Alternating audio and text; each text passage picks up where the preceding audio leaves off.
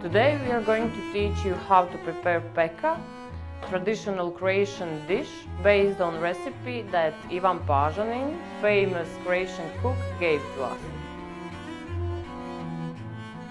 I sami taj miris drva, sami taj pritisak od gori, same te temperature, mislim da je to fantastično, da je to zaista nešto posebno. Peka is traditional Croatian dish that has been prepared for over a millennium. Peka is actually the name for the dough, which can vary in sizes. You have different sizes of dough. You can prepare peka from different kind of meats and seafood. And today we are preparing octopus peka.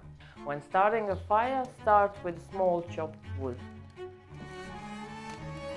For this recipe, you will need 3 kilos of octopus, 3 kilos of potatoes, 3 carrots, 3 paprikas, 2 onions, 3 garlic cloves, bay leaf, rosemary branch, 3 deciliters of white wine, olive oil, pepper and salt. Start with peeling potatoes. It would be good if you peel the carrots as well. Slice the potatoes in 4 equal pieces.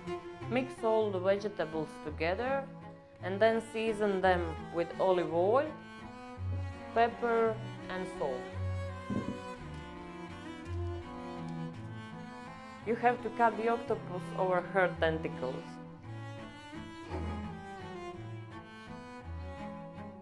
Spread the caul on 2 equal sides.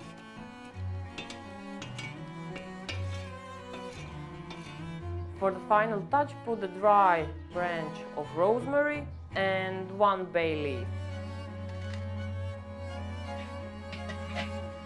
You have to cook the peka for about 50 minutes and then uncover it, sip the white wine in it and then cover it again and put the caul over it for another 20 minutes and then it's done.